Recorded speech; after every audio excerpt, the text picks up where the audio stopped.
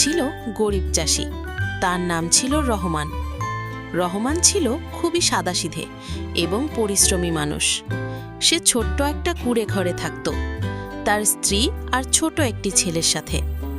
রহমানের নিজের সামান্য জমি ছিল, যেখানে সে ধান, সবজি ইত্যাদি চাষ করত। কিন্তু মাটির উর্বরতা কম আর প্রাকৃতিক দুর্যোগে ফসল ভালো হতো না, ফলে দিন দিন তাদের সংসারে অভাব বাড়তে থাকে। একদিন সকালে রহমান মাঠে গিয়ে কাজ করছিল। হঠাৎ সে দেখতে পেল একটা অদ্ভুত কিছু তার ক্ষেতের পাশে জ্বলজ্বল করছে। সে এগিয়ে গিয়ে দেখে একটা ছোট কাঁচের মতন বস্তু, দেখতে ঠিক যেন একটি স্ফটিক। সে কৌতূহলবশত সেটি হাতে তুলে নিল। হঠাৎ আকাশ থেকে এক ঝলক আলো নেমে এলো এবং সেখানে হাজির হল এক অপরূপ রূপবতী পরী।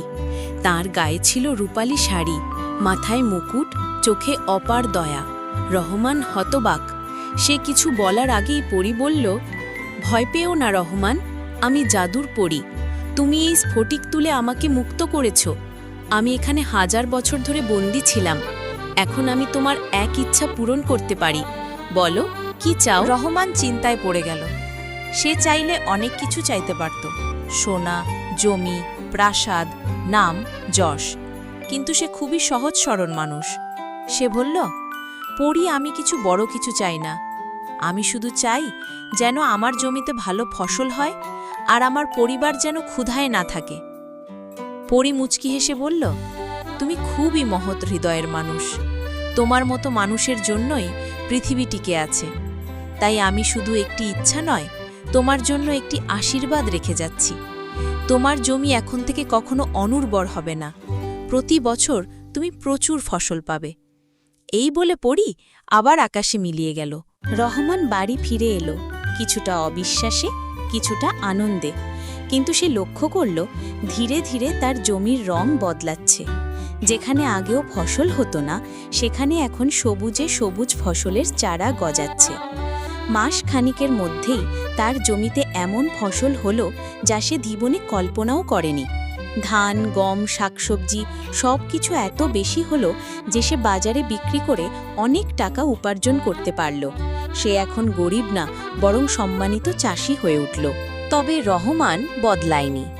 তার জীবন সহজই ছিল, সহজই রয়ে গেল। সে বড় বাড়ি করেনি, দামি গাড়ি কেনেনি। সে প্রতিবেশীদের সাহায্য করত, দরিদ্রদের ফ্রি ফসল দিত।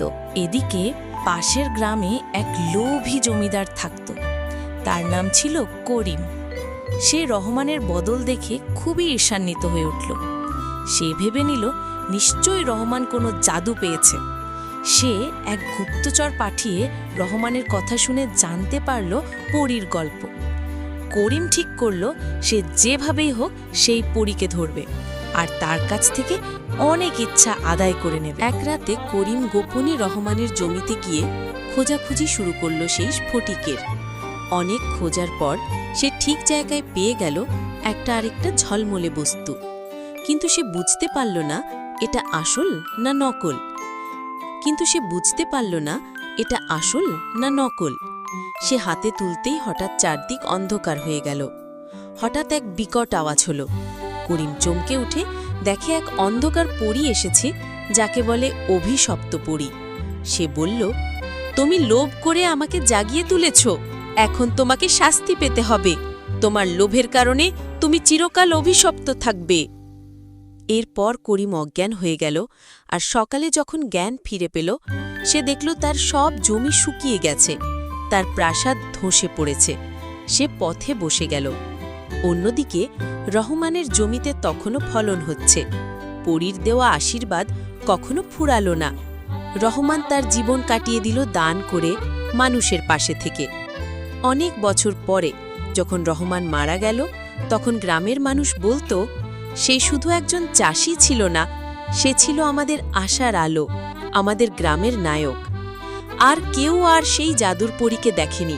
তবে গ্রামের বাচ্চারা এখনও বিশ্বাস করে, প্রতি বছর ফসলের মৌসুমে সেই রূপবতী পরী রহমানের জমিতে একবার উড়ে এসে ধান গাছের মাথায় হাত বুলিয়ে দিয়ে যায়।